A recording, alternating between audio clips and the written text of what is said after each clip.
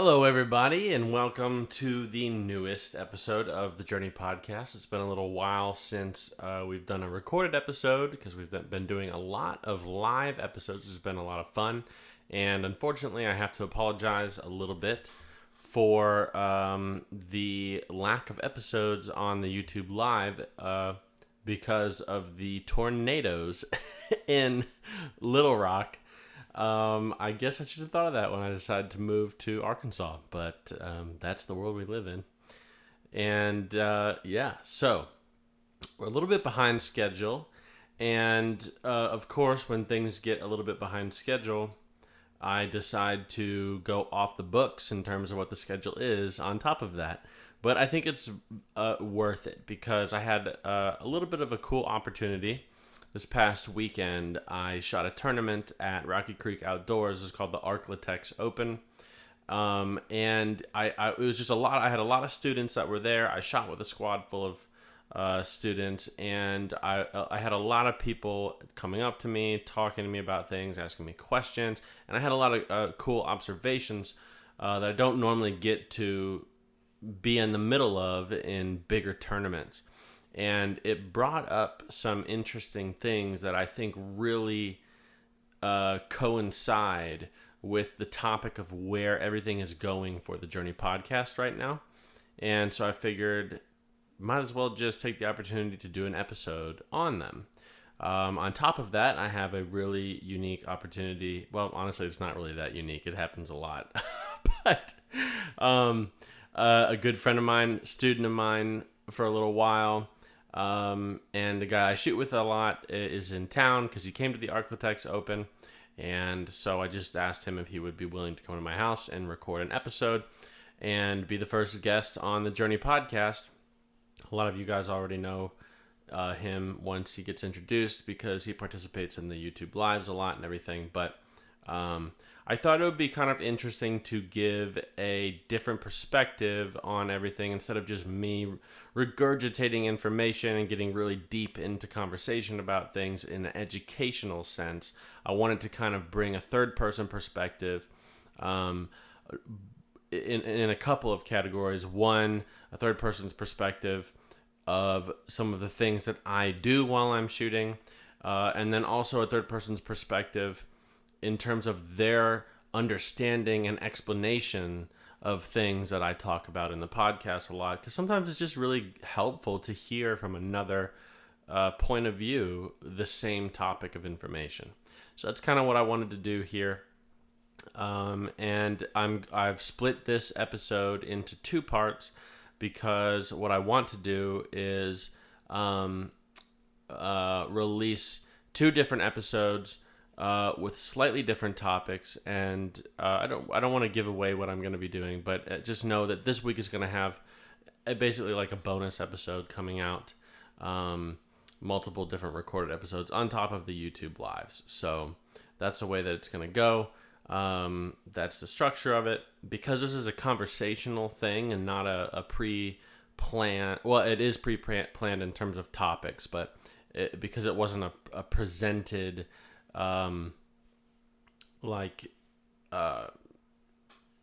speech, so to speak. I don't need to. I'm not going to have timestamps on this episode, so it's just going to be conversationally. It's a lot easier to follow, a lot less punches per second in terms of the information that you want to try to remember, which is nice because it's conversational flow to it and easy to follow along. So that's all that is.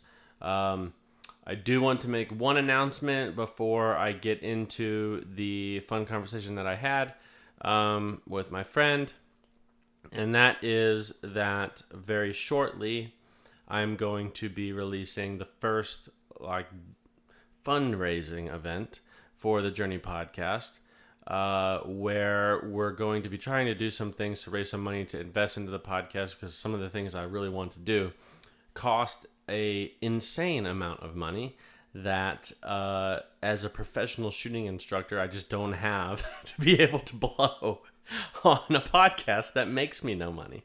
So it's going to be a cool little sweepstakes fundraising event. Literally, if you don't want to spend any money on it, you don't have to spend a single dollar. I will never put any of the content behind a paywall for this podcast. Everything will always be free, but I'm going to structure it in a way that if you want to support the podcast and be a sponsor of the podcast, you can do so. But if you do that, you get a lot of cool stuff and the potential of winning some incredibly valuable things. You can literally donate $25 and win something worth $11,000. So, I'm gonna start this off maybe like doing a new thing every 3 months, but eventually it's gonna transition to a new thing every month. And you can enter these things for free if you'd like to. You can buy entries to it, which goes directly towards the investment for the podcast. Things I'm going to be investing in are like I don't want to give it away yet because it hasn't been announced yet. But when it does get announced, all of the information, every time that I put something up to raise money for the podcast, I'm always going to tell you what I'm raising money for, so you know that it's all going to benefit you and not to pay my Tesla charging bills to go to tournaments on the road. Everything is always going to stay in-house for the Journey podcast, and that's all the way it will always be that way. But there's some really cool and exciting things that I have planned that nobody's ever done before on a podcast, especially in shooting, and I'm just really looking forward to it. So, again, look forward to that. Look forward to that being announced coming soon, and that's all I have for that. I'm just going to give it a little teaser for now, and we will get into the episode. Cool. Thank you, guys. So, Curtis, give me a little bit of a background of, and in keeping it short because both of our propensity to talk long, and you put both of us on a podcast, it's going to go a little while. And I do want to get into the meat of the podcast, which is I'm actually going to be pulling a lot of information from you on that and your experience and everything for the podcast, but or for this episode. But give me a little bit of background of basically the obvious stuff, because I know you've interacted with a lot of people on the YouTube lives and things like that, but like name, where you're from, your background in shooting, and kind of where you want to take it. Okay, well, right now and for the past about 26 years, I've lived out in Washington near Seattle in a place called Falls City, and worked for a construction company many years out there as a manager, and got into shooting as it kind of transitioned into something else to do after doing a lot of sports throughout life, and got into doing a little bit of trap shooting, skeet shooting, found sporting clays, ran a 5-stand at the club for many years. I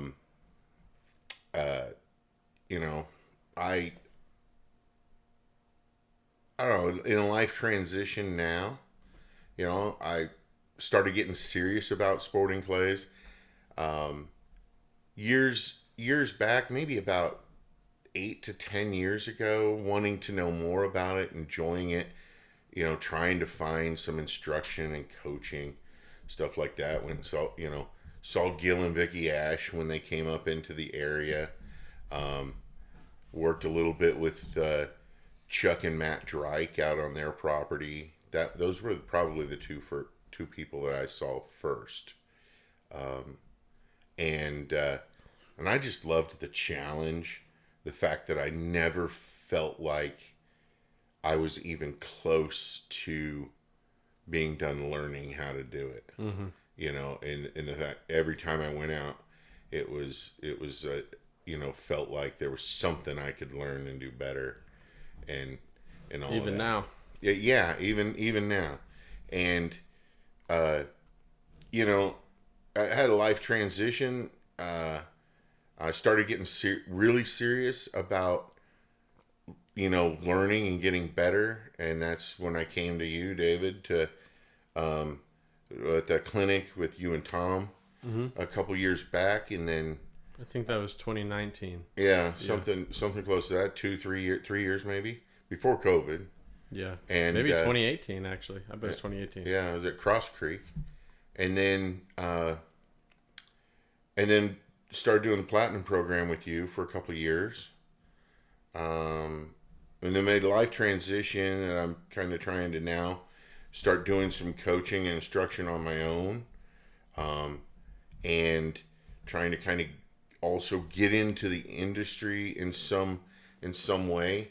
You know, David, as you and I have talked, you know, possibly about doing a training facility someplace or something like that. Still open to that. Still working on the opportunity. You know, land's gotten a little crazy right now, but you know, last year I was lucky enough to. I say lucky, but I paid for it, so it's lucky enough to have had a great career. So let me tell you, even as a professional, you still paid for it. So you got that to look for the rest of your life. Lucky enough that I had a great career, I was able to say, you know, set some stuff aside so I can make some choices. And last year, spent a lot of time out on the road, not chasing punches or anything, because I'm master shooter, so chasing punches and what you're chasing, but chasing experience is more what I was chasing different terrain, trying to experience different clubs, trying to experience different target setters, stuff that I wasn't exposed to by shooting a lot in Washington State.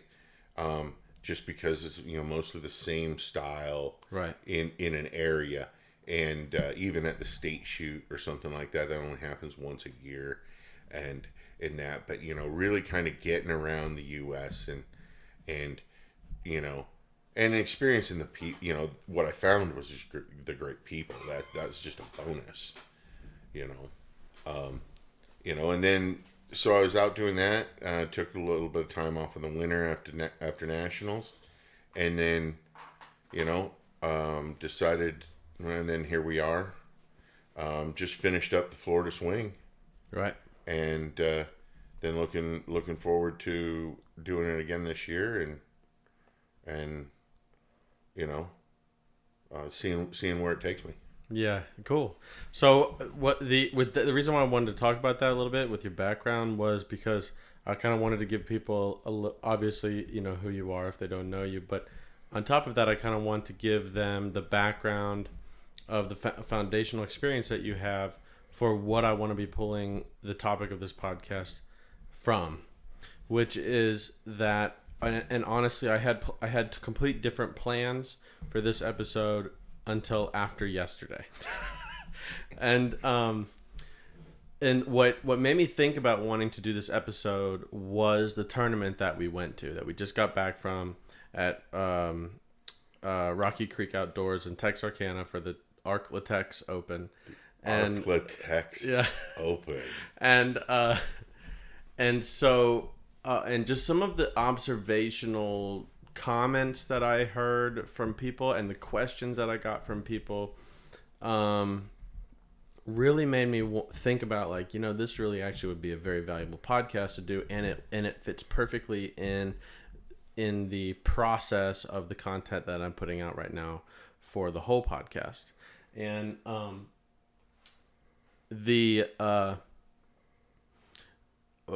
the way, sidebar, because you can see my computer and I can't. If that ever stops recording, let me know. Okay.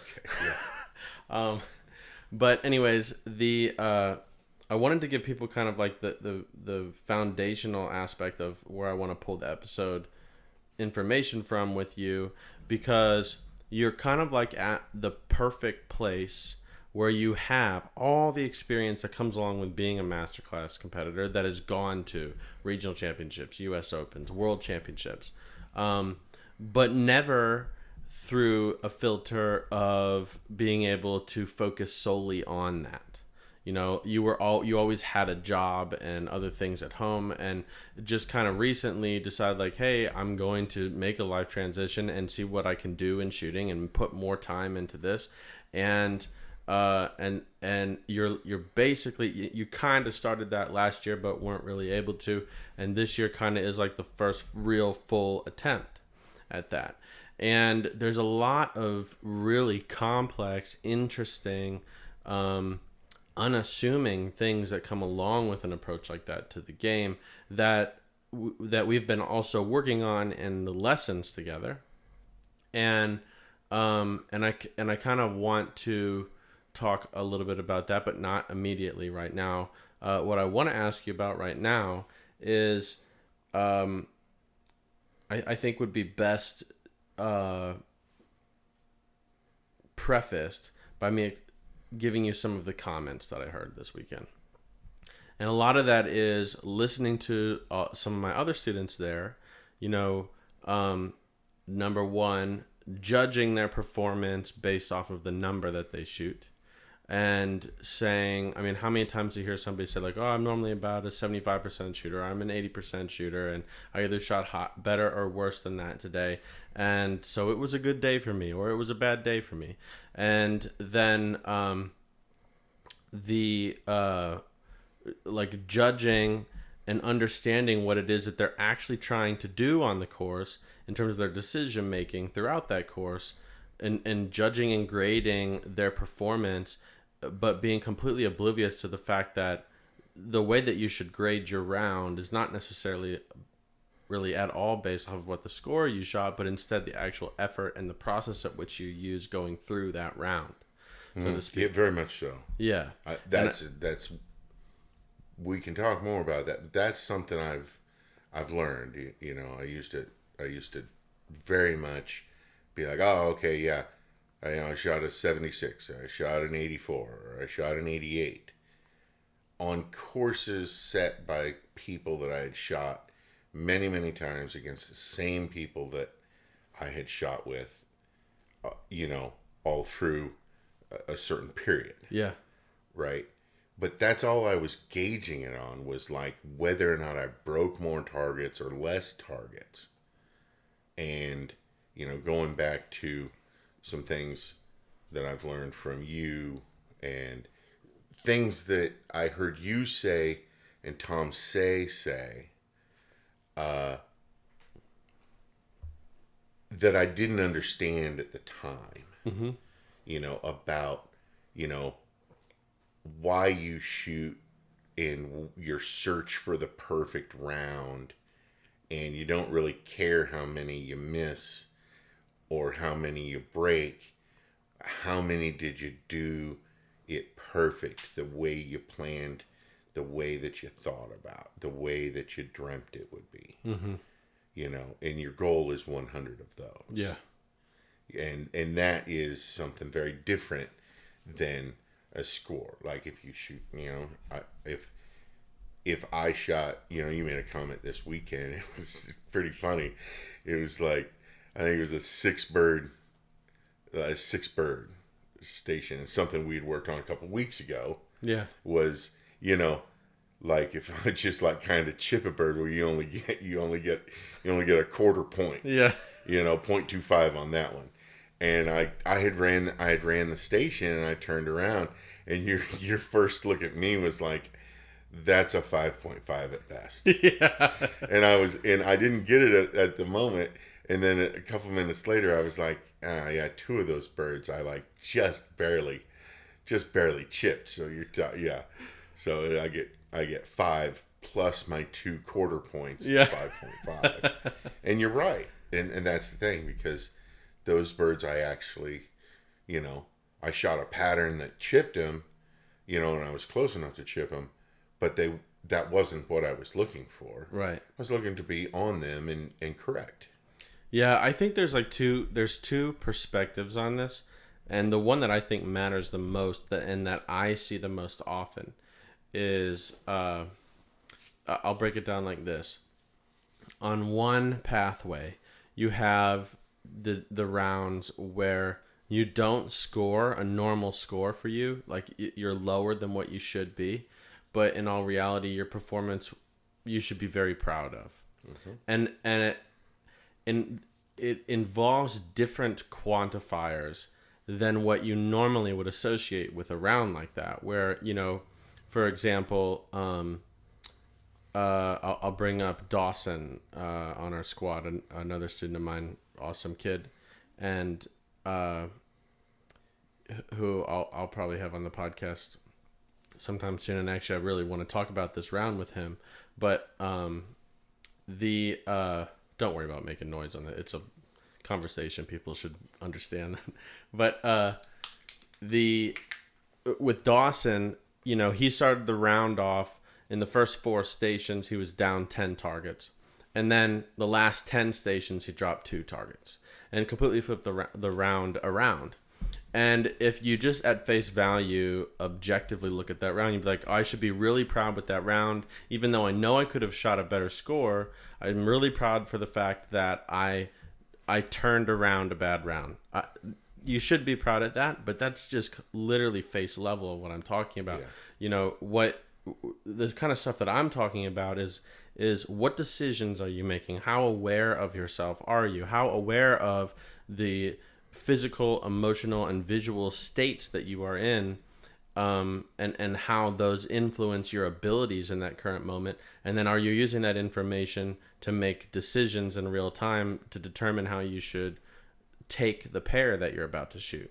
Are you using that to build a plan? And that kind of stuff is really where I don't think a lot of people even ever think about. And there's a lot of times, I made the comment to you this morning on the phone about, I was really proud about the way that you shot this weekend, because, I think that watching you shoot that round, you probably should have ended runner-up in the tournament, but you didn't, and it cost you about 6 or so targets, because what you did was what we had been working on in our lessons, which is play the round by the book.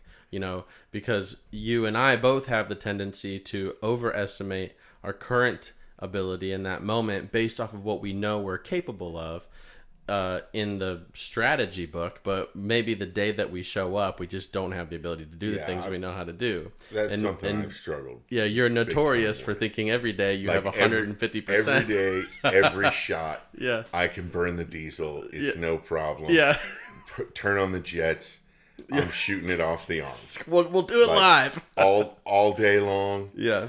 Tomorrow also. Yeah. I don't even know if I'm going to get enough sleep tonight. I'm doing it tomorrow too. Yes. Yeah. And I blow up rounds because of it. Yeah. And it's becoming more aware of me and who I am and how I'm reacting and what the day is going like is a big place I'm learning. Mm-hmm. I only kind of found that, through discussions with you, I only kind of found that it's time for me to have that be part of my game sometime last year, and I started making some pretty big changes on how that affects my game and awareness, becoming much more aware. I don't know, maybe I wasn't ready to be aware of something of that before. Maybe I had to pay attention to the mechanics and the shot planning and the kind of the book of shooting too much. But I feel like I have a lot of that down, and then now I have to pay attention to whether or not I can do what I want to, mm-hmm. or whether or not it's time to, shoot it conservative because I don't know what's around the corner and I might need the gas there. Yeah. Or a lot of different things influence it. Yeah, that's what you did this weekend, which was you really played by the standardized book. And it was more conservative, and you actually, from my observation, you had more gas in the tank, so to speak, than what you played the round as, but you played it based off of what we had talked so much about in lessons, which is that we need to develop a baseline for you to understand, like, what, you have to learn through failure in tournaments when you have certain things accessible to you and when you don't. And the only way to do that is to make an assessment of I feel this way in terms of my vision, this way in terms of my emotional state, and this way in terms of my body and energy right now. And I think that means I should do X, Y, Z. So let me do that in the match. Let me try it in the match, and either works or does not. And that gives us a data point for in the future. If when we feel that way, then we should do that in the future. And what you were doing was what we had discussed in lessons, which was that I kind of really want you to play more conservative, almost, and sometimes when you may feel like you can do it, and based off of your overall intuitive tendencies, I still want you to play more conservative because we need to get those data points in your strategy book, so to speak. And you did do that, and it cost you 6 birds in the match, but 6 birds in that match for the information that I was able to observe as your coach, and then hopefully the information that you picked up on from yourself is so worth 6 targets in that tournament to learn that. It takes to get to there. It takes a body of work to start realizing, an attention to detail, looking at a shoot. Maybe you start weak and you drop a bunch of targets in your first couple of stands. Maybe another time you drop a bunch of targets because your energy peters out, and you drop a bunch of targets in the last part of a shoot. Or maybe it's just onesie twosie throughout. All of those mean different things, and your consciousness of what is happening with you is important to understand. It's not just, okay, you aren't the same shooter every time you go out there, right? You have to match the shooter that you were with that scorecard and with the results, not just the scorecard, but how did you shoot? Yeah. Did you have a consciousness of these things? Is it that you were a slow starter? Was it that you burnt too much early and you finished early and there were still 3 or 4 stands left to go and you really didn't have the attention and focus left to do it? Or were you the type of person that day that just, went back to the cart before there was 2 birds left to shoot on every station? So your card, whether that be physically or mentally. Yeah, your card looks like I missed.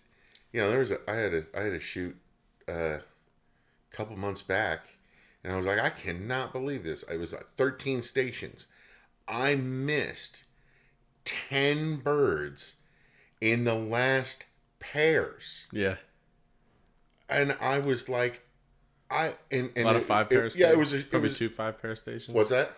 2 5-pair stations. No, I can't remember. I think it was all like 3s and 4s. Huh. And I mean, it was like 13 stations, and I missed 10 birds in the last pairs, and a lot of those were the second bird of the last pair. And I think I only missed 15. I think I missed 15 birds that day, or something like that. 13 birds that day. And I was looking at that, and I was like, okay, there's obviously, I had a problem finishing that day, but it takes a body of work to start being able to recognize and analyze that, so that then when it's happening, you can make decisions that affect the outcome. Yeah. Mostly, this is what, people don't talk about this. And this is actually a huge influence on affecting your outcome. Yeah, huge. Because it's like you can get 2 stations in, slow start, whatever, and judge who you are. And the goal would be to judge before you even start shooting, how am I going to be able, what do I feel like I can do today? And make your decisions based on that. Mm-hmm. That's where ultimately you want to be. But that's a hard place to get to, because you have to have an awareness of that. I mean, I shot for several years trying to learn the game and had no awareness of that. Yeah. Right? Like, deciding to go to shoots on Saturday morning that, a 45-minute drive to it, and I decide an hour and a half before the shoot starts Right. that I'm going to go shoot today, and I think I'm setting the world on fire probably. Yeah, yeah. No, I got High 40, I got expectations. 45 minutes. I got 25 minutes to get everything in the truck. I got 45 minutes to get there, and then I have 20 minutes to get my stuff out of the truck and into the cart and up on the hill and sign up. Right? What am I hoping for today? Yeah. I should just be hoping for 100 shots of fun. Right? I mean, because that's not a recipe for success. Yes. Yeah, going back to the comment that you made about the awareness of that's always been something, and if whoever's listening to this right now has listened to other episodes of my podcast and other podcasts that I've done, awareness, self-awareness, interoceptive awareness, extraceptive awareness, all these different types of awareness. Is that a word? I don't really know. Awarenesses? I don't know. I'm not sure. But anyways, all this different type of awareness is something I always talk about. And you talk about it. You talk about it in your shot planning. You talk about it in your research phase of part of your research phase of, okay, the trap is there, the birds look like this, you talk about it there. What am I feeling like? Yeah, rehearsing it with self-awareness. Do these shots build anxiety in me? These awarenesses you talk about all through everything, all the way up, awareness of how you're taking the shot. How do you feel during the shot? How do you feel after the shot? It's all, that's a big, big thing. So what I want to ask you about, because you would be a great person to ask, because you've gone through the transition, and also if it's hard for you to answer this, that's totally fine, because it's very hard to put into words, unless you have to teach it and explain it. So if you stumble up, no problem. But my question is that because you've gone through the transition and you're at the point now where, in some of the texts that you've had back and forth with some of the tournaments that you did in Florida, like after we left OK Corral, and what was the tournament you went to after that? The Florida Challenge? Yeah. Yeah, so you went to the Florida Challenge, and we gave you a new routine to use during the match. Your little updates in the text messages that you were sending me, you were including some things that you had noted in the level of awareness of things that you've had in terms of the way your body felt, the way your eyes felt, the emotional state that you were in, like how ready you were, how much anticipatory anxiety that you had, and what have you. But basically, my question to you is, it's a multi-part question, so I'll go with part one first. Have you noticed that there is like a trend in terms of how aware you can be, like the depth of your awareness, where when you first start trying to shoot and you don't really understand what this is yet, your understanding of the depth of awareness that you can get to is very, very shallow. But then as you start to try to work on it more and more and more, you start to understand that you can be self-aware about more and more things. And now all of a sudden the depth gets deeper and deeper and deeper. And then eventually you hit this point that I think fairly recently that you've hit, where it's no longer a linear progression of increased awareness, and now it becomes an exponential progression of increased awareness, where it's like from tournament. Did I just get that? Yeah. Yeah. I think you did. That was for those of you who can't see, I just grabbed a mosquito out of the air. Thank you very much. Very proprioceptively. Young Jedi. Yeah. See, what I did was I used my smooth pursuit movement of my eyes to connect to it, and I proprioceptively grabbed it. First try. He just swatted up and closed his hand. You can attest. Was that my first attempt? Yes, it was. Yes. But I think there must have been something with the mosquito's radar that was off. Oh, man. But anyways, so in terms of that, like you'll hit that exponential level of awareness, and then you start to understand that this is now 90% of the game. Yeah. And it totally determines your decision making. And so part one is, have you noticed that change, and have you noticed that it's gone from linear to now exponential? Yes. Yes. The journey in the linear,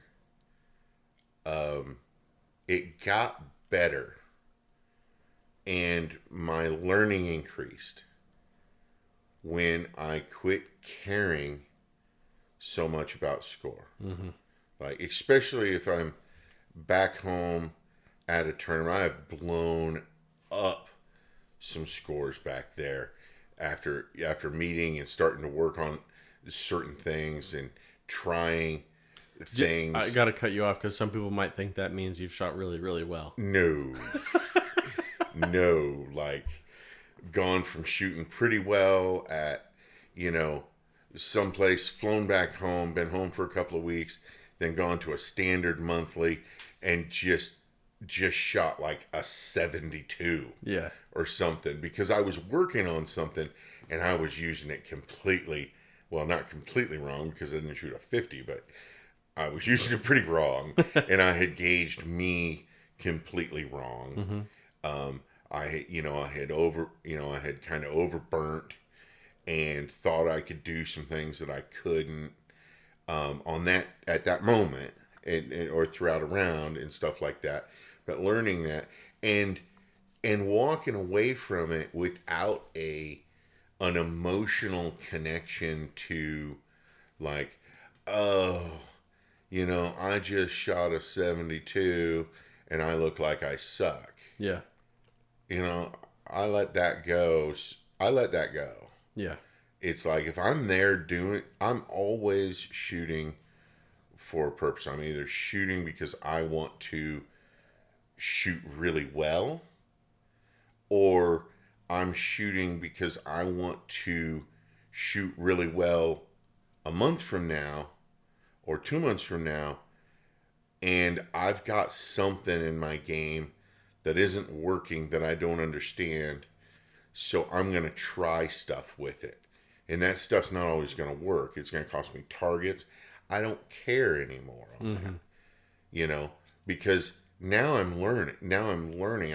I shoot this. I look at the scorecard. I see different things on the scorecard. I make notes about how I was feeling throughout the round. I make notes about how what I was feeling like in the preparation for it. Was it one of those shoots that I decided on Saturday morning that I'm just going to see if I can make it in time to get signed up? Yeah. Or was it one of those that on Tuesday I started thinking about, I actually would really enjoy shooting on Saturday, and I think I want to try and do well. Yeah. And I kind of built up to it, and being honest with myself about, when I expect results and when I expect to learn. Yeah. But always learning about myself, but separating that from the score. Like, sometimes you'd text me, down in Florida, and you'd be like, well, how'd it go? I'd be like, well, Thursday went good, but Friday, oh, what a shit show. Yeah. And it's like, well, whatever it was, I didn't have it that day.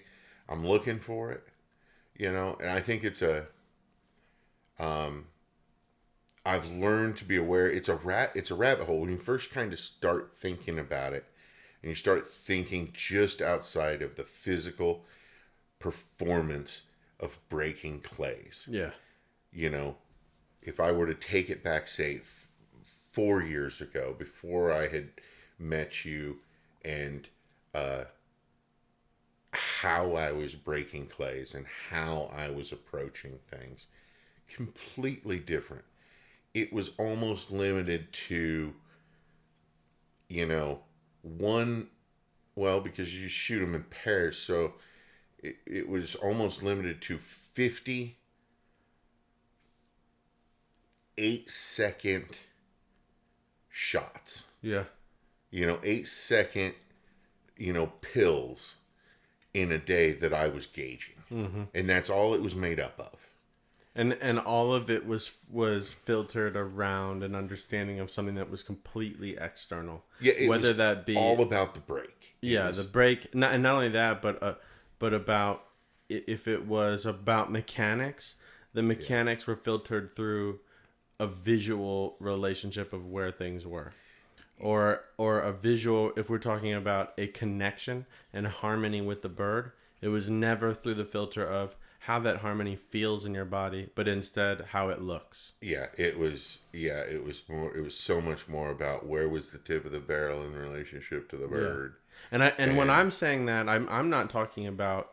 I'm not saying that that your approach was all lead based, but what I'm saying is, and what I'm going to eventually draw the conclusion to is, and I just will do it right now, but and this is the moment when we start to get much more exponential instead of linear, which is where we start to understand with this heightened level of awareness, which can be positioned by conscious choice. When we start to understand that it is a two-part equation for everything that we read, and I'm not talking to you, I'm talking to everybody else listening. Everything that we read in magazines or watch on YouTube about mechanics and technique and methods, that's one half of the equation, and that's the easiest way to explain it in writing or on a YouTube video, which is, insert here, pull away, watch the gap maintain itself, create harmony with the bird, but done all through seeing the relationship being unchanged. When we understand the other 50% of that equation, which is that we can feel a ratio of rotational speed in our body in relation to the target. And if you were to close your eyes, you could move at the same exact speed as the target without being able to see the target if you put your conscious attention on that. And understanding that harmonic relationship and this proprioceptive synchronicity between your movement and the bird's movement is all an internally introceptive based thing as opposed to an externally extraceptive based thing. And when we start to understand that accelerates the linear growth of your self-awareness. But it's like, have you ever learned a new language? Did you ever speak any other language? Hillbilly. No, that's when you lost hillbilly when you moved from Illinois to Washington. Yeah. But okay, so you never hear about people talking about how like, I'm an English speaker, but I'm fluent in Spanish, but they never actually think Spanish in their head, right? There always has to be a translation. Yeah. Well, that process can flip in shooting and our learning, where at first, when that linear learning curve of awareness of your body is growing, what's happening is we're increasing our understanding of that second half of the equation, but we still have to do the translation. Mm-hmm. We still have to look and see it not being changed, and then we can say, oh, I know how that should feel. Mm-hmm. But when we hit the point where now the language that we hear in our head when we dream or when we listen to our own conscious dialogue, when that language is now that second half of the equation where it's based first in feel and then we have to translate it to get a picture, that's when that learning curve starts to become exponential, because all of that is based in awareness. You have to have the awareness to have that be that translation foundation. So that's part two of the question, which is, have you noticed that has happened yet? Yes. If you were to watch me you have watched me, but you might not have, you might have seen it. But if somebody were to watch me and just have a camera on me through an entire round that I'm serious about, you would maybe see me shoot a target, and I broke both. Mm-hmm. But maybe on the second target, after I got done, I opened the gun and I'll shake my head mm-hmm. sometimes, and not just shake it, but like I violently shake my head, like shake my head, no, right. And that's me saying I was not in harmony there. I broke that, but that wasn't what I wanted it to be. Yeah. And then sometimes you would see me close my eyes, and maybe if I'm up first in the rotation and seeing the view pairs, and you might see me just hold the gun and look up into the sky or look down on the ground and close my eyes and move just a little bit. And I might move kind of quickly, and I might shake my head no, and then I might move real softly. And those are the moves that I want to feel. I'm trying to tell myself, you know, okay, I know what this target is. I know how fast it is. I know the what this target's like. What does this target feel like? What does this target make my body feel like? What will my body feel like as I'm making the move to shoot? And becoming familiar with that, so that when I shoot, I've already kind of pre-programmed what it is I want to do, and that's a different thing. But so that I'm fully aware to be in unison with the target, but not just because it's a gun and a target, but because it's me. Yeah. And having me be in charge of what's happening because of what the target is doing. And yeah, so it's a different thing. It's like, it's not just whipping the barrel out there and pulling the trigger and getting the target to break. I'm looking for the perfect feel for the target, to feel one with the target to break it, and have it be just right. Now, sometimes you'll see me on a stand. I don't put all of that in. I'll still break them, and that's actually a lot of times when I'm in a dangerous place. Not dangerous as in watch out, here he comes. Yeah. Like watch out, here he crashes. Yeah. Because it's like I won't be taking the targets all that serious. I'll just, maybe the pair is boring or so familiar to me that I just take them completely for granted. And I'll just kind of put the gun up there. I'll go and I'll shoot. And sometimes it works, and that's the way I used to shoot. That, like if I take it back 4 or 5 years, that's how I shot. I shot completely after the target came off the trap is when I did everything. And I didn't have a feel in my body or emotion about how that shot was to come together and how to go to the next shot in those types of things. Now, I can break targets and not feel good about it. Yeah. Because that wasn't what I wanted. It got the job done. Yeah. But I'm looking for more than just getting the job done. I'm looking for, I don't want to use this, I'm looking for, in my own mind, I'm looking for it to be beautiful. Mm-hmm. And that's a hard thing to describe what's beautiful to you, what's beautiful to me. And I don't mean roses and everything. Yeah. I mean, it's the feeling of the way the shot comes together, the way that you're seeing the target, the way that you're moving the gun, where you're breaking it, the transition to the next target, the feel of that target, the feel of the gun, the feel of how you're moving and how you're breaking that, and your response to all of that, and then doing it again and again, and coming out of the stand, feeling like that was it. That was what I have for that. I didn't take anything for granted. I gave it everything, and I used everything that I have to do it, and it was successful. That's what you're looking for. Yeah.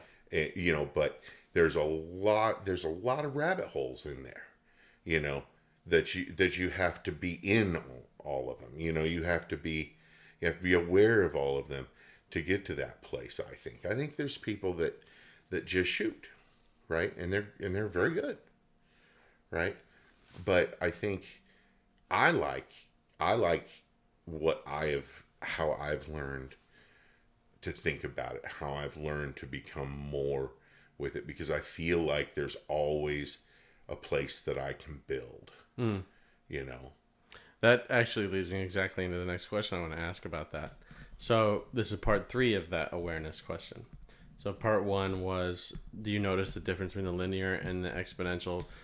Part 2 was what we just covered, but part 3 is, so on that, yes, when you first introduced me to thinking like this, or we discussed, yes, it was slow. It was slow, and it was very linear, and it was somewhat tied to learning better mechanics, also. Yeah, learning 100%. how to better take the shot. And then as a lot of those things solidified, the mind was able to open up a little bit more and start appreciating and thinking more about how I want the beautiful shot to come together. Yeah. And then it really starts rolling for you. Yeah. Because, you take this shot and the next shot and the next shot, and now you're really compounding, and you're in your awareness. It's awareness on top of awareness on top of awareness, and now you're building and building and building. Yes. Yeah. Yeah, that actually, if you go back to episode 3 of series 1 about like optimizing learning through the mental approach of practicing, all the reason why you experience it that way, and you summarized it perfectly, is it has to do with the neuroplasticity of the way that your brain is cataloging spikes in dopamines and of events to overwrite those CPGs, so that you're non-consciously and proprioceptively controlling your body using the mechanics that you learned.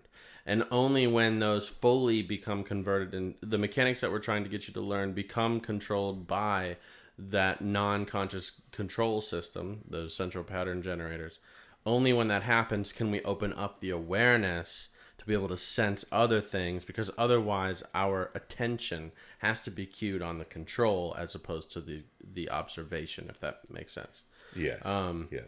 But anyway, so my part 3 of the question has to do with using that awareness. And one thing I was very proud of the way that you did this weekend was, if you look at the progression of your rounds, and we can take score out of it, but even if we add score in and we look at the progression of your score from day to day to day, from prelim to Saturday main to Sunday main, obviously they're different courses. This is why I don't care too much about looking at scores. But if we actually look at your performances, I want you to, we haven't run it yet, but I kind of want you live on the podcast to do, although it's not live, it's recorded, but I want you to make an assessment in the efficiency of successful strategy choices using awareness to avoid mistakes from round to round to round. Because, and tell me if I'm right or wrong, I noticed I'm having a hard time remembering the difference between Friday and Saturday, but I think that's probably because they were so different of courses. I remember it. Yeah, but your difference between Saturday to Sunday, I thought was really cool, because I mean, you had a little slip-ups here and there where you chose the book approach as opposed to your approach, which would have netted you a better score. But what I noticed was, to me, it looked like your presence was better. It looked like you were able to control the time in which you were thinking, so to speak, in your presence. It looked like, to me, like you were able to control the top end of your anticipatory anxiety. Like you didn't let it build too much throughout a round. You were very aware and sensing that, which allowed you to have better control of your physical body and the movements that you were trying to execute. To me, it looked like there was a big improvement from Saturday to Sunday. And if you can, I want you to talk a little bit about that in whatever way that you thought of it or tried to implement it. Or you can be like, dude, it was total randomness. So, well, you know, we laugh a little bit about it. It was total randomness. In some regards, and you and I have talked about this, in some regards, yes. Yeah, it always will have there an element of is that. an element of randomness but there's an effort to find if it's not random. Yeah. Right? There's an element of randomness to it, but on Friday, I can tell you, I was just a gunslinger. Yeah. On Friday, Wild West Curtis. I was just kind of like, Cornelius coming yes, in. I'm shooting this one off the arm, and I don't care how far away that trap is. I'm shooting it off the arm also. Mm-hmm. And I was not going to wait for any target to, Gunslinger Dunbar. I'm here to shoot. Let's get her done. Yeah. And I didn't control the game really at all. I mean, I did a bit, but not at all. I wasn't really. We were having a lot of fun. We had a great group, and we were just having a blast. That didn't really get in the way. But when it came time for me to shoot, I thought that I was, I felt like I could do everything I wanted with the gun every time that I shot. Mm-hmm. And I was wrong a lot on Friday. Yeah. Right? Like I can think back, there's a few pairs that cost me. And then there was a lot of like onesie twosie type of stuff. A few pairs, like I thought I was I thought I was the right shooter to be able to do this plan. And that plan is risky if you're not right there for that. It might have been the only way that could have shot an 8 on that. But I tell you, I could have shot a 6 or a 7 with shooting it a lot of other ways. But I went for the 8 every time. I went for the 8 in the risky way every time, and I ended up with like a 4, right? And I knew that could be the case, but I didn't even think of the ramifications on that day. Saturday, I came out, and I was in I had burned off some gas on Friday, which was good, and I came out. I allowed myself to make a little better choices. It still got me a couple of times where, because of what the pair showed me and what I've done in the past, and there's certain shots that I'm never going to tell anybody, any target setter, if I ever end up being really good or something someday, who knows, I'm never going to tell what these shots are, because you set this, I'm shooting it like this, and I don't care if it blows up the score, right? Because some shots are shots that I love to make, and I'll go down, can't resist. I'll die. You'll like die on the hill. Like you stack a pair for me. Oh, I'm gonna take him as quick as I can.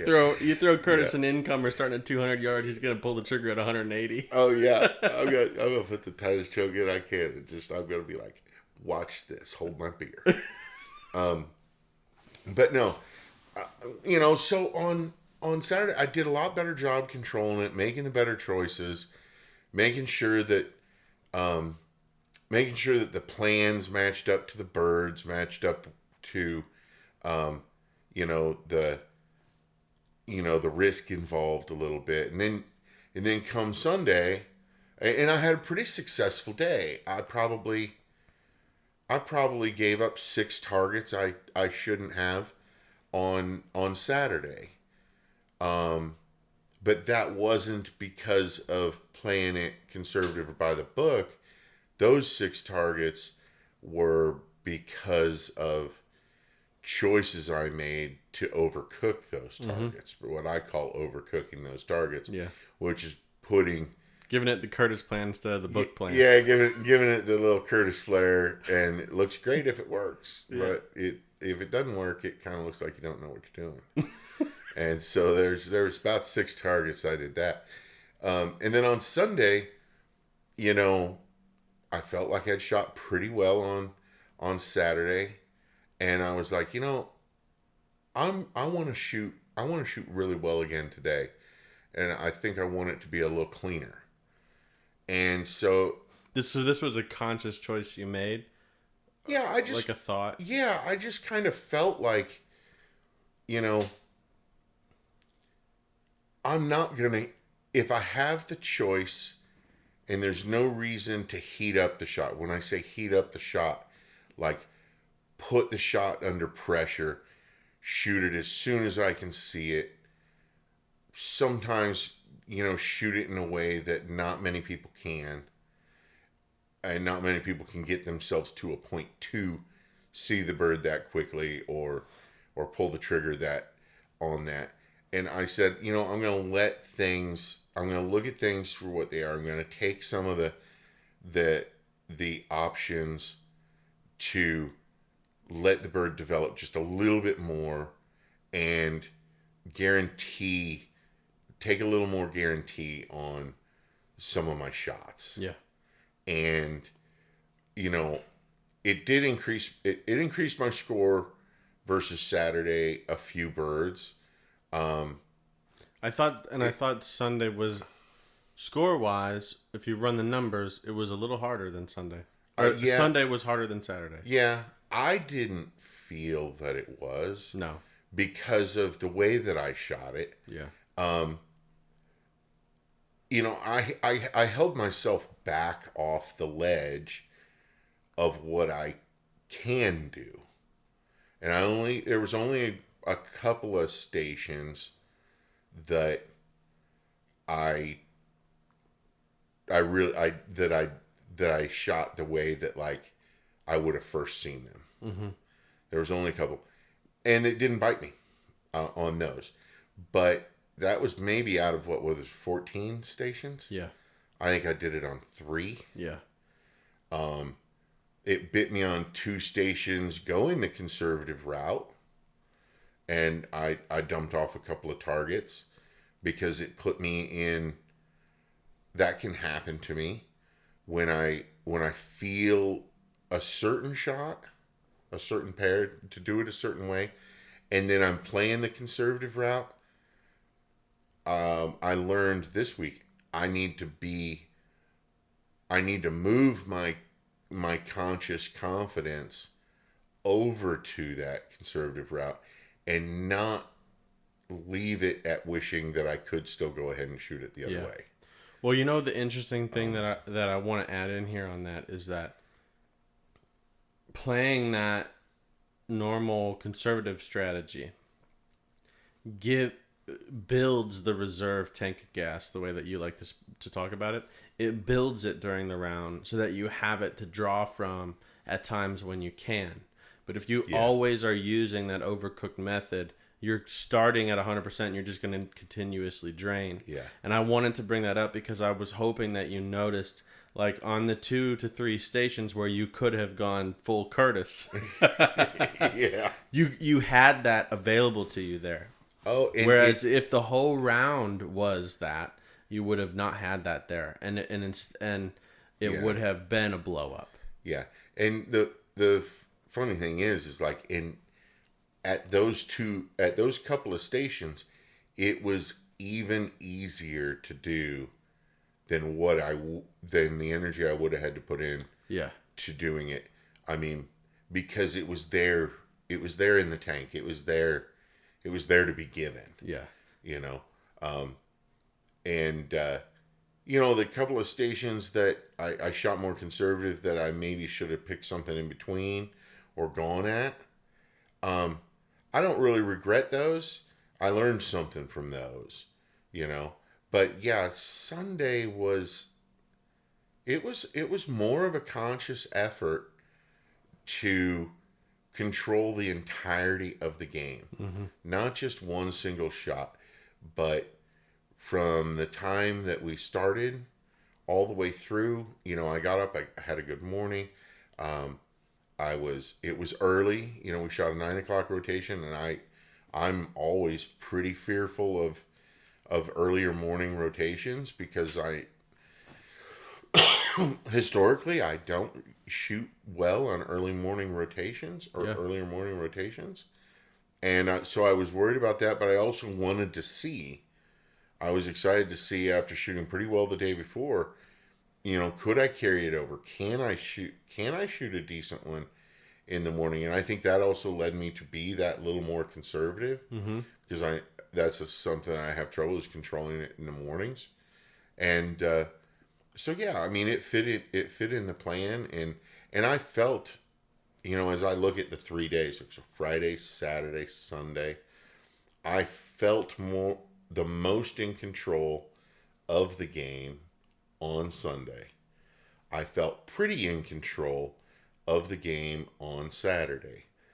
I felt like it was the game had control carnival of you. on Friday. Yeah. Right? Like I literally emotionally shooting my shots, how I was moving the gun. It was a carnival. Yeah. That's the only way I can describe it. Which is a good way to describe it because it was fun. Yeah. It was a lot of fun. But we were laughing, and that's how I shot. That's how I moved the gun.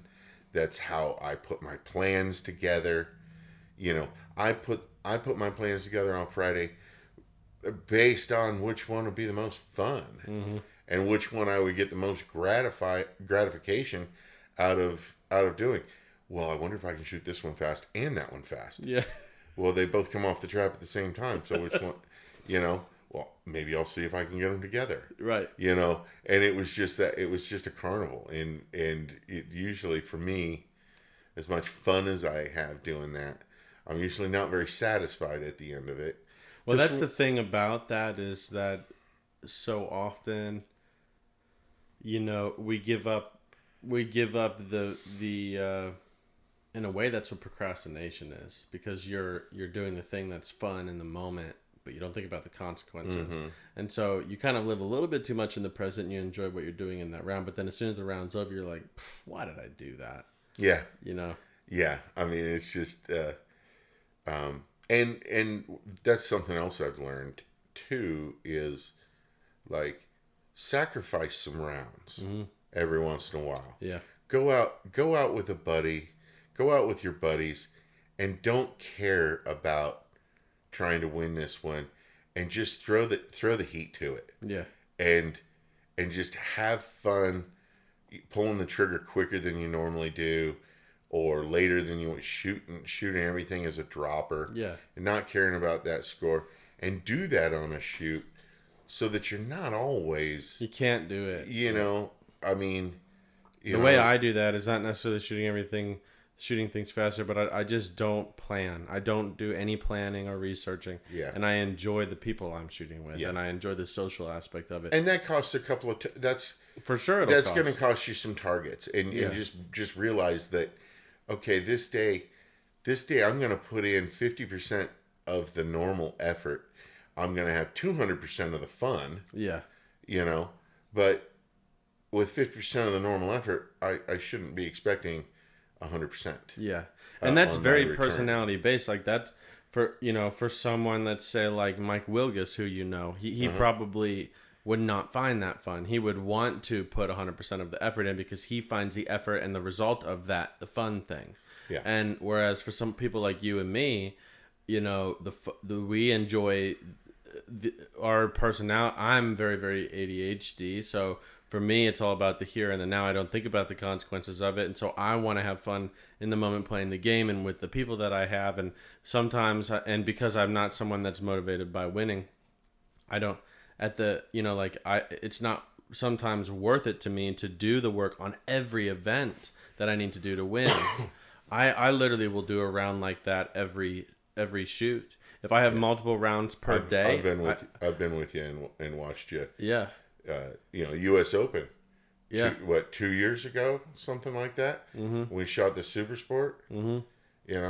Yeah. David, you shot 25% of the Super Sport left-handed. You shot 10% of the Super Sport with the gun upside down or something like that. I was kind of trying on the Super Sport, but I knew what that. It was a super hot day. We had done FITAS the first day. You didn't have it, and if you would have burnt it on Super Sport, the main would have been lost to you the following days. Mm-hmm. And because of the conditions that we were in, a long drive, super, super hot, really humid, I totally understand I've totally seen you do it. Yeah. And I've done it. There's been times when I've gone to shoot with guys, I've absolutely, when I say obliterated a score, I mean, I didn't shoot 100, that's for sure. Yeah. Like, I got done and I was like, how did I shoot that bad? But because I was really burning it and really, really putting things under pressure, I had people come up to me like, man, how is it that you can shoot so fast? How is it that you can do that? How is it that you could shoot both of those birds like that? And it's like, oh, okay, well, I am doing some stuff right. And, Yeah. But this was more of a show and see what I could do. Yeah. Versus actually shoot a score. And I shot the entire round that way. Mm-hmm. So yes, it might look, the way I move the gun, the way that the targets break and how things happen might look impressive, but if you're really paying attention, a little bit of a train wreck because it's a little erratic. It's too much. Yeah. Yeah, I can't completely keep control of it. You might see something amazing on one station that goes in your mind, and then you didn't really watch me on the next station completely like turn 2 trash can lids into a show of trash can lids flying. Because I didn't break as many as what I should, Right. And those were trash can lids, Yeah. because I was just not in the right place to do it, But awareness of that, I used to fumble back and forth through it, like, not really have any consciousness of it, and just totally, completely attached to the score, good or bad, and that was the only thing that matters. Yeah. that was mattering. I mean, now it's like, guys, I'm always learning something, even if it's not that round for me. And sometimes I can tell. Now sometimes I can tell. I can be 2-3 stations in, and I can tell this is not happening. It's not really gonna matter what I do today. This isn't the day. Yeah. I'm not able to control what I need to control today. I can feel that I'll slip off targets. I'll make bad choices. So, you know what? Today's the day to work on some stuff and make bad choices. Yeah. And that's, honestly, that's a lot where a lot of people don't recognize that that's happening for them. And because they're so focused on that external result of the score. And so all they use to judge the performance is just the number on the scorecard, and they don't have the ability to assess why it was that way. Mm-hmm. And so that kind of pulls into where I want to go with this a little bit, which is that with that level of awareness that is building and being used as our way to define our movement and our approach to birds, using self-awareness physically, visually, emotionally, using those levels of self-awareness to define how we're moving, that allows us to use our awareness to define the success and the probability of the outcome of the round that we either just did or are in the middle of, and which gives us even more information to decide to make adjustments from day to day to day, and being able to actually learn something about specific individual things that we either don't have the ability to do right now or are struggling with, to change our game plan with, to avoid specific approaches to pairs or target presentations, or just an overall influence in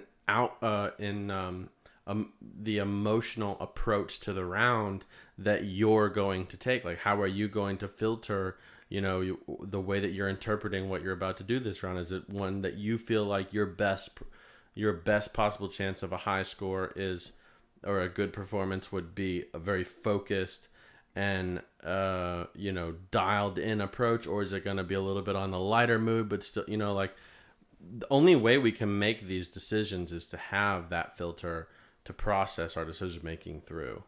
You have to have and the body of work, right? Yeah, it's a staged process. I've watched, through shooting with you, I've watched you make these choices consciously and then shot the round with you and seen the differences in how you shoot rounds. Yeah. And I mean, not many people don't realize, I don't think, like, they think that, David Radulovich goes out there and he is a type of shooter, no matter what course it is, no matter when it is, this is how he is. Yeah. They don't realize that there's a bunch of different Davids that you're almost picking from on that you're, what is your intent for the day, and you're picking from those to be that today, because that is where I think I am. Yeah. Today. I'm just learning some of that, is it a day that I can, take the riskier shot and have it be successful? Is it the day that I need to shoot more conservative? On the flip side of that, is it a day that shooting conservative will drive me absolutely nuts? Yeah. Because I don't get to have fun shooting. When I shoot super conservative, and even Sunday wasn't super conservative, when I shoot super conservative, I get lost a bit because it gets a little boring for me. The shots take too long in my brain that's going faster, and and I get frustrated. Yeah. Can I do that today? Do I have the patience today to have a round like that? And I'm learning things like that about myself, so that I can make a choice, and it changes. It's different from day to day. You can't just say, okay, I'm going to this shoot and I'm going to be like this. Yeah. And that might be what you say on Wednesday, but then you got to check yourself come Friday, if that's when the shoot starts or something, or Thursday when the shoot starts, be like, you got to check yourself after lunch. Yeah. You got to check yourself during the round. Yeah. It's station to station, sometimes pair to pair. Yeah. That actually brings one of the questions I wanted to save for later on, but you just brought the conversation there. Was a question more in something that I'm just not able to do, being the person that talks on the podcast and tries to teach, because I can't offer a third person perspective of me in it. And I wanted to ask you, if where you just brought up, there's multiple different me's that show up that day. Obviously, you can probably categorize them into X different versions of me, whether it be, and it would be on a spectrum of level of intensity of focus. And probably that would be observed by somebody as being seen as, how interactive am I with other people? And am I lighthearted and goofy, or is it like if you were to talk to me, you wouldn't notice? I wouldn't even notice you were talking to me. You can think of it as that spectrum, you have shot with me enough to see when I make the assessment that today needs to be a little bit more towards the lighthearted and goofy side, and I make that assessment incorrectly, and it costs me. Mm-hmm. And you've also seen rounds where I make the assessment of, I need to be very focused today, and I do it incorrectly, and it costs me. Whereas if I was a little bit more lighthearted and goofy, I may have shot better. And on days when I make the opposite mistake, if I was more focused, I may have shot better. But can you think of, is there two performances that stand out to you that are on either end of the spectrum? One being very focused and intense, and another one being kind of goofy, where they both netted in a very, very good result that you were able to see, where you could kind of talk about a little bit of the difference of what you observed, if anything? Well, I've seen you be goofier, but you were pretty goofy at, was it the South, Providence Hill last year? South Central? Central, I believe, yeah. Okay. Yeah. So the South Central at Providence Hill for the main, I mean, you ended up tying Finese on the 2-day with what? Both had 198s or something, or I think something 196. I think I shot 98, 98. 98, 98. Yeah. And he shot 96, 100 or 196. Yeah, that's what it was. Yeah. Yeah, I mean you were pretty goofy those 2 days, and and you were shooting stuff really pretty fast, or you were shooting it early. Mm-hmm. We were squatted with Wendell and Tom, and that was the weekend we used the shell to jam open the throttle on the golf carts. Oh yeah, remember? Yeah. Right. So I mean, you're burning around, the thing's popping, and you never did take the shell out, so you're going from stand to stand, wide open, wide open. I mean, you had a good time. Yeah. And you shot lights out both days. Yeah. And good and a good performance. Yeah. I've seen you, I can't remember where it was. I've seen you struggle in struggle digging deep and not really talking much at all, and just kind of going back to the golf cart and going to the next stand, and putting extra time into your planning, and it not really working as well for you. Yeah. I can't remember where was that. I feel like I remember a round like that. To me, I feel like that was at the Really? U.S. Open somewhere. Was that it? Yeah. First day of the main event at Cross Creek Regional. Yeah, first day of the man at Cross Creek Regional. Yeah, I was never never negative. I never get negative, but you wanted to do well, and there were some things in the way. Yeah, and I was trying to force a focused round. Yeah. And it was not hitting. Yeah, it wasn't. And partially because of what was going on with some of the lighting and some of the targets. Yeah.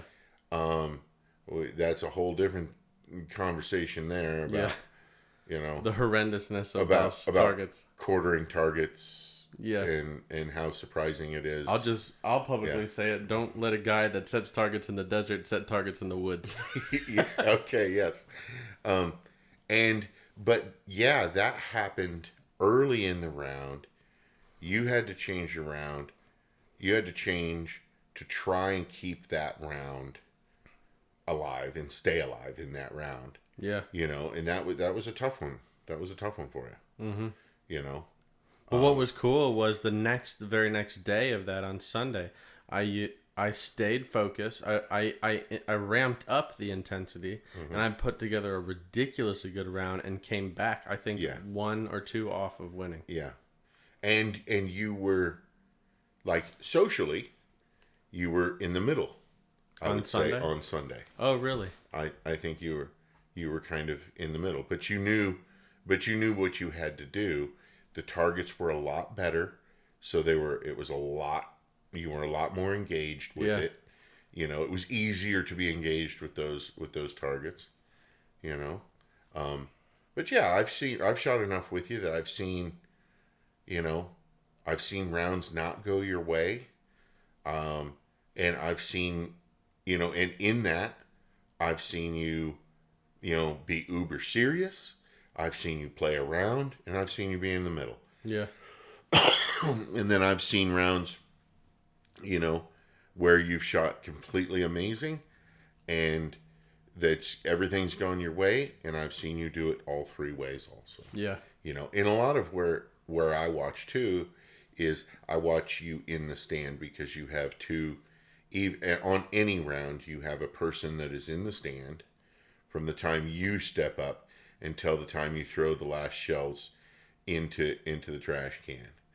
And then you have the person that goes from stand to stand. Yeah. And I'm aware of each one of those, what type, Does the person in the stand ever change? Yeah, a little bit. Yeah. Little bit. Yeah. Less so than outside the stand? Well, there's less change. There's less The to spectrum is smaller? recognize. about it. When you have to be more serious about it and you maybe are struggling, I don't know what you're struggling with necessarily. Yeah. But when the day is harder for you, maybe. Yeah. There will be more time between shots. You will tend to, when you take the shells out of your gun, if they come out of your gun, you'll hold them in your hand longer while you're thinking about the shots that you're taking, and then throw them away. And you will, even on a simple pair, you will take extra time between your shots, to really get yourself to the place you want to get to. Yeah. And there are days when you never go fast. So there's a minimal. Mm-hmm. There's a minimal, and then there's kind of a maximum. And it's just there's not as much thinking going on. Mm-hmm. And it's a little more fluid. You're more willing to just take the shells out, throw them away, think for a moment, check yourself, and then shoot the next pair. Yeah. Because to me, it looks like it's just not as hard today. Yeah. Not as hard to get yourself to the place where, and people have to keep that in perspective too. On Saturday, what did you shoot? You shoot Here? a night. Yeah. At the article. You shot 98. A 98. Okay. What'd you shoot on Sunday? 100. You shot 100. So we're not talking about somebody that is, necessarily working towards breaking 6 birds on his way to 74. Right. You're talking about somebody that's breaking these 6 birds at this station, always trying to get to 100. Right. Because that's in your business and in what you do. That's really what matters is getting some of those big wins. That keeps you at the status, that keeps you relevant. Those things matter, right? And so that's what you're searching for. So you got to find those in your person. Yeah. Right. I'm not saying that that's what you're thinking about when you're in the stand. That's not. No, that's actually is what's going on in my head. The difference when that's why I wanted to have a third person perspective on this, because I can't know. I mean, I can look at videos, but a video is one time example of the thousands of pairs you've ever seen me shoot. Yeah. And so I don't have data points where I can put together what it looks like to see me shoot. But I do know what's going on in my head, and I can explain that. And so like when you're looking at me and I'm taking longer, and days where you have obviously a very good observation of this, because you're using the phrase of when it's harder for you and it takes you harder work or whatever you were saying. I mean, literally what it is that I am having on that spectrum of introceptive versus extraceptive that I talk about a lot. Introceptive being very focused internally on your awareness, and extraceptive meaning your attention and awareness on things all outside of you. On days where it looks like it's harder for me, it's because my attention is stuck on things outside of me. So I hear golf carts more. I hear people talking more. I'm looking and observing more, and to dip inside, to be internal about, okay, what do I want to feel my body feel like when I shoot this pair? What level of calmness or relaxation or emotional state do I need to be in to shoot this pair? How do I want to feel my eyes move, and what do I want them to see when I shoot this pair? My access to that is a longer path, because I have to fight all the external distractions. That's what I feel when I watch that. Yeah. That's what I feel. I feel like, there's a lot whatever of you're thinking about, typical, in between 2 shots, in between 2 pairs. When it's I'm just going to say, when it's a good day or a fluid day. Yeah. I feel like the thoughts that you come and the things that you're thinking about and the things that you're thinking about to make the shot better and to make this next shot good, all come very, very easily and in a nice, organized order that you can fluidly move through. And what I feel like, just watching, when it's a day that's harder for you, what I feel like is all of that happens slower. Much slower. And it's because it's almost like because you're having to encourage it a little more and to be able to focus on it, to be able to do it.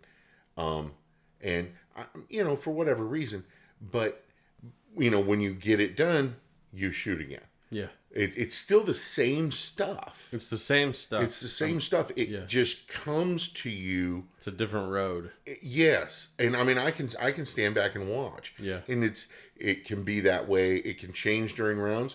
Mostly it's the most recognizable, on a day when, you do it all day long one way, you do it all day long a different way. Mm-hmm. I mean, and most people would never even see it. Yeah. I've just shot with you enough to know that there's, I can see it in a stand different than other stands, but I can see it across a day. Yeah.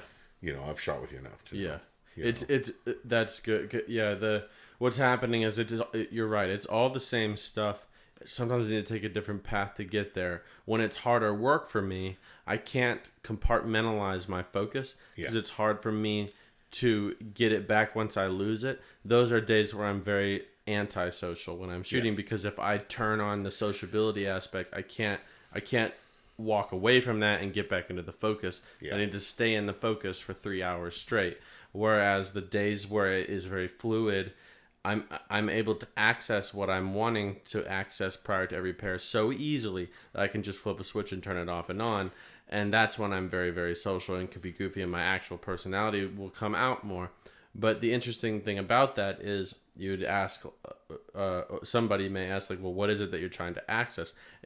I'm trying to access the awareness of what I'm trying to do in my plan should be. I'm looking for the data points of internal awareness, and I'm trying to experience them through, some people may call it visualization or whatever it is. Yeah, but it's for lack of a better word. Yeah, it's in between those pairs. It's a visualization of, a moment of what did not feel right in the pair that I just shot. Mm-hmm. What do I want the next pair to feel like, or be like? Yeah. How am I going to do that? What do I need to change? Set that up and make it happen. Yeah. But, sometimes you shoot that first pair and you get done with the first pair and it's easy. You can definitely feel like you have you have a photographic memory of exactly what the last pair was like, and it's like, yes, right there when I made the transition with the gun to the other bird, I had a little hitch in my giddy up. Yeah. I'm going to get rid of that. That's going to make this next pair smoother. Everything else about the plan is correct. Now I'm going to do it. And sometimes when you get done with the first pair, you're like, that wasn't right. That didn't feel right. I broke them. But what wasn't right about it? Yeah. And then there's a moment of searching of like, do I just go ahead and do it the way I did even? And that's where, I mean, I'm talking about me and my experience.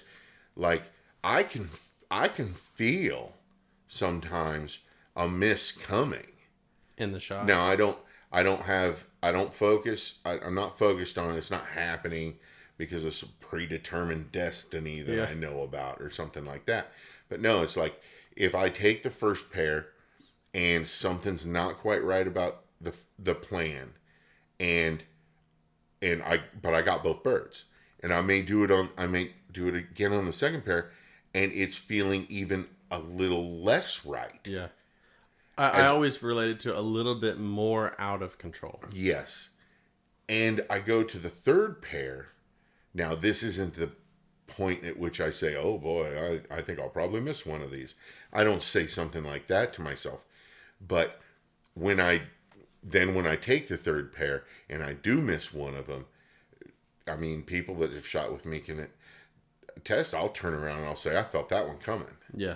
Well, I felt that one coming after the first. After the first. If I didn't get control of this, of whatever I can't find right now, it's going to cost me one, because I'm going to slide one direction, because the shot that the pair that I just made a plan for and shot was not stable enough to have that plan hold up again. Yeah.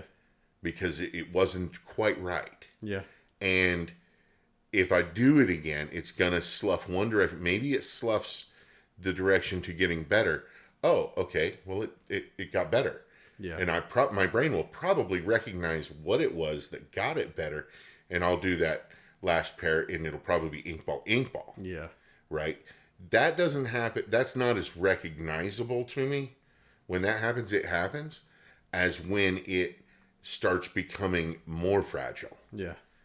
Because that starts building a little more anxiety, and you can kind of feel that coming. And then, and if that sneaks in, it's hard. You taking that little bit of time in between the shots, it's all you have to get that reined back in. Yeah. If you can do it, It's really exciting for me to hear you talk about that, because that's not a thing that you have accessible to you if you're more extraceptively based in your attentiveness, in the thing that you're choosing to consciously connect your attention to. If it's external, if it's extraceptive, you will not be able to feel that miss coming, because you don't have the data available to you to even experience what the thing felt like. Mm-hmm. That's why, for people that are listening, if you've ever had a lesson with me or with somebody else where after you shoot the pair, you turn around and they say, did you feel how blah blah blah blah blah happened? And you may say yes, but in your head you're like, that felt exactly the same as every other shot I've taken. I love that. Yes. Oh yeah, I definitely. Yes, Coach. I totally felt the difference. Yes. In the back of your head, you're like, yeah, one broke, one didn't. Yeah, exactly. That's exactly. And but what that is it's just where your attention is. And most people go through the whole round of a tournament and in practice and in lessons with it assigned to the wrong thing. There's a time and place for when we need to have it on an external thing, and that's mainly in practice, or like in certain parts of the shot in a tournament. And I would compartmentalize that to saying visually in a tournament, we want our attention to be on the target. But other than that, we want our proprioceptive feedback to be on internal movement. Well, and to clarify, during the actual shot, from my little pre-shot to pull, and the second barrel going off, I'm not consciously thinking about how I feel. Yeah. I've pre-programmed it. I've made a plan. I'm going to do this. I'm going to move like this. It's the moment that the shot of the second barrel goes off that I log how I feel, how things looked, how I moved, and process that. Yes. That's what we're and then taking that to my next to change or not change or things. It's not a consciousness in the shot. It's a consciousness of the shot. Yes. But that's where this gets so hard, because there will be a lot of people listening to this that won't understand or have any relation to what you and I are talking about right now. Because going back to what I said earlier in this episode, which is the first part of the way we define a shot, and then the second part that includes the internal awareness. Yeah. if the way that most people shoot, which is most people, and a lot of people or almost everybody early on in the game, if the way that you are planning your shot revolves around being all visually based in terms of definitions of where to place the gun and how to see the connection. If your understanding of what you're wanting to do is how it should look in a bird barrel relationship, then you will be doing 50% of what Curtis just said, which is correct, which is that his awareness is not on him in the shot and how he feels. His awareness is on the target, and then afterwards he moves it to hit him to make an assessment of the shot. That's correct. But you only have that data available to you after the shot if you're able to proprioceptively move by looking at the target and not driving your movement consciously. Because if the way that you're making the shot happen is by increasing your visual peripheral awareness and seeing synchronicity between your movement and the target, as opposed to looking at the bird and allowing it to happen non-consciously and proprioceptively, that's that proprioceptive feedback that we get that we can then assess after we pull the trigger for the second time. But if we're doing it all based off of a visual relationship, even if we're looking at the bird but peripherally paying attention to the gun, and we're making a conscious decision to go faster or slower or higher or lower, if that's how you're driving your movement, you won't be able to think about how you felt after the shot. No, you because you're consciously stepping on something that only the subconscious does. Yeah, you're pulling stuff that should be done non-consciously into the conscious aspect, and because it's conscious, now it can only be one layer deep. Yeah, and you can only have an awareness of one thing, that consciousness. Right.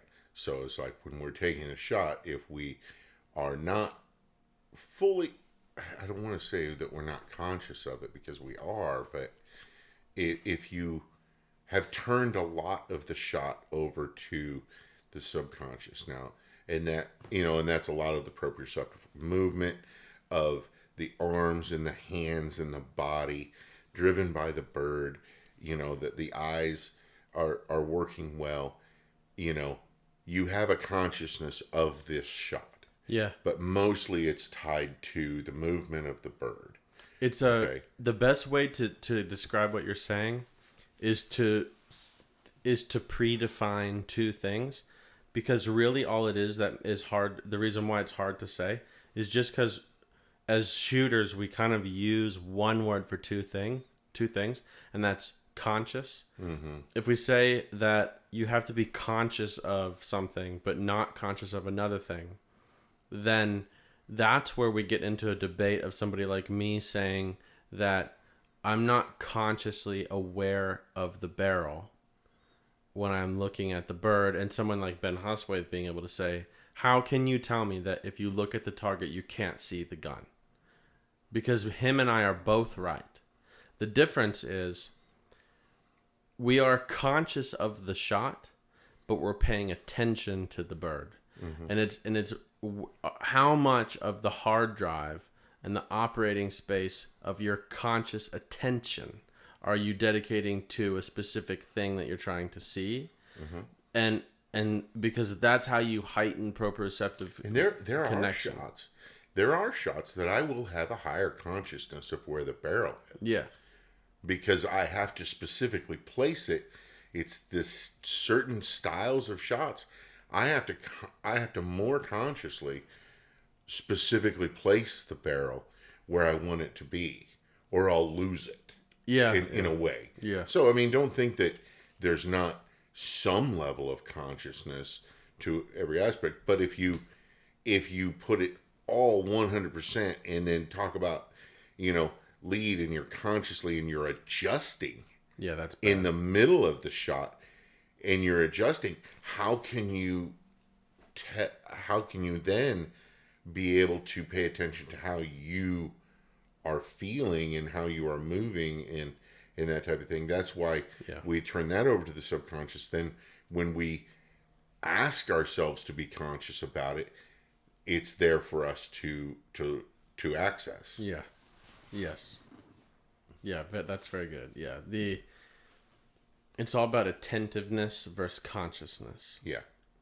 And awareness. You could add 3 things in there. Yeah. It's the same thing as when we talk about focal points. Focal points are poorly defined by just using the word focal point. It should be the XY location of center ocular.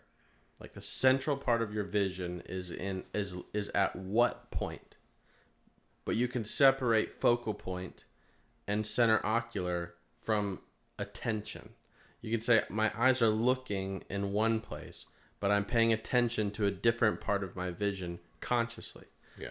If you're looking at, right now, I'm looking at, the string of a string on my guitar is where I'm looking, but I'm paying attention to the lower right part of my peripheral vision that has the microphone that Curtis is talking into, and I'm looking at and thinking about that microphone, but the conscious part of my vision is on that part of my vision.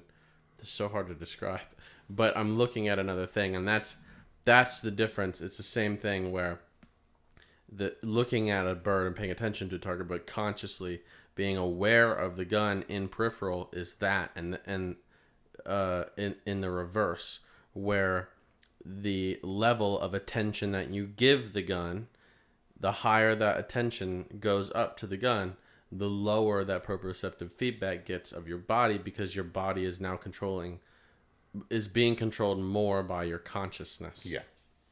Yeah. I mean, it's walking and having a serious conversation. Yeah. Right? You're walking along with your friend on the sidewalk, and, well, of course, we all know that one friend that still manages to run into the pole on the sidewalk. But, yeah, that'd be you know, and this person's maybe not right for a shooting sporting place. But, you know, why is it that while you're walking along, having a good conversation with your friend, and you step aside to miss the pole that's on the sidewalk, you know, the light pole on the sidewalk, and you don't really miss a beat in the conversation. Yeah. The conversation is conscious, but your walking and awareness of what's around you is basically subconscious. For a brief moment, it's conscious that says to move to the side, you know. But that's what we're talking about, is that difference between, and the whole time you've been walking, and you haven't had to tell yourself right foot, left foot, right foot, left foot. Yeah. You know, you could just, you've programmed yourself to go ahead and walk, you know, pick up your feet. You know, you don't have to remind yourself every time. You have set yourself a plan to walk at a certain pace, right? And you can go ahead and do that. Yeah. You know, you see something out of the corner of your eye, it's a light pole, you step to the side and it barely interrupts the conversation, if at all. For me, it's a mosquito Right. flying in the air. Yeah. It's for some people, it can just be, you know, a little glimmer, like shiny things, right? Which brings me, like, I don't know, I don't see rings On targets? barely ever. Yeah. What I see depending on lighting, I can see flashes like off of the rings, Mm-hmm. because of the way that the light is hitting the target. Mm-hmm. But I'll tell you what, the light was so bad last Friday, it was just just like a mud gray sky with all refracted light. You know, all the targets looked like, you know, they were 10 yards further than they were, and going 10 miles an hour faster. If anybody says that I always see the rings on a target, they're full of shit. Yeah. Because that's just like, I see definition to target. I see the edge of the target. I see the shape of the target.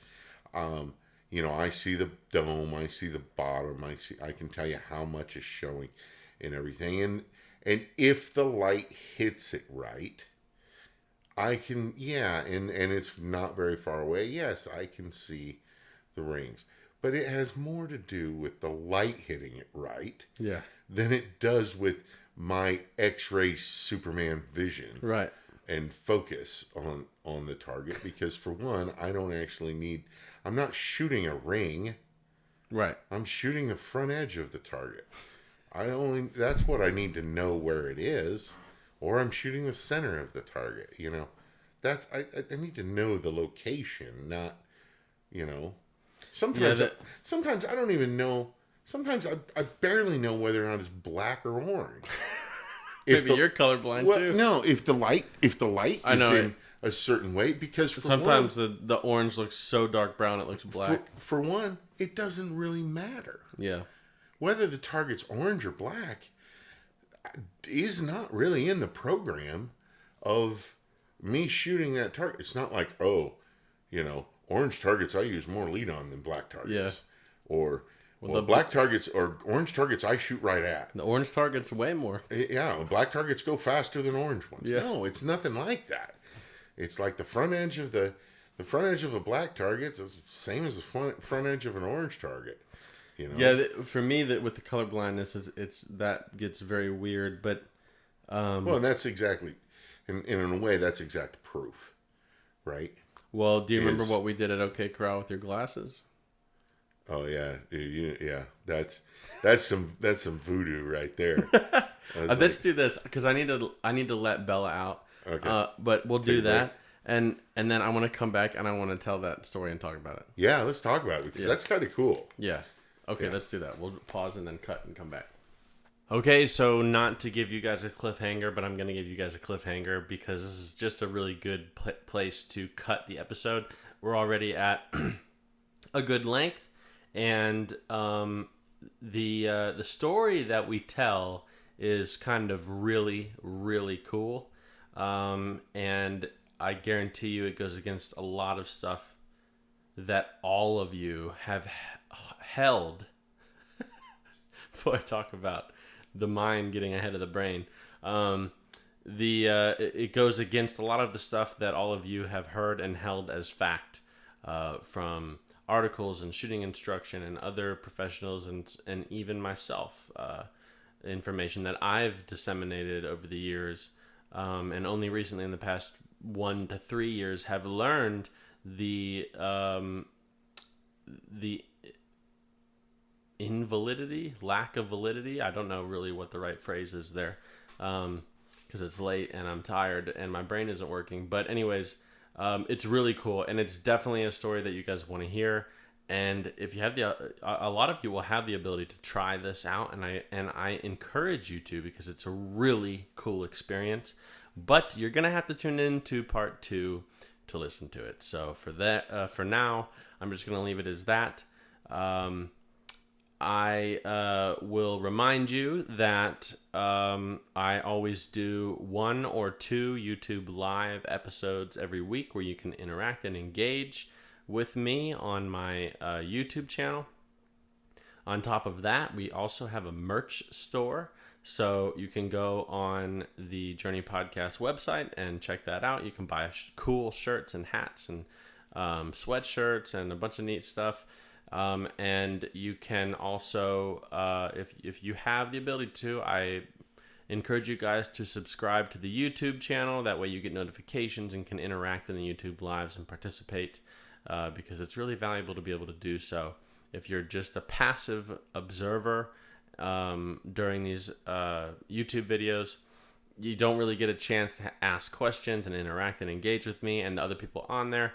And I really love the community of all of you guys that is being built right now.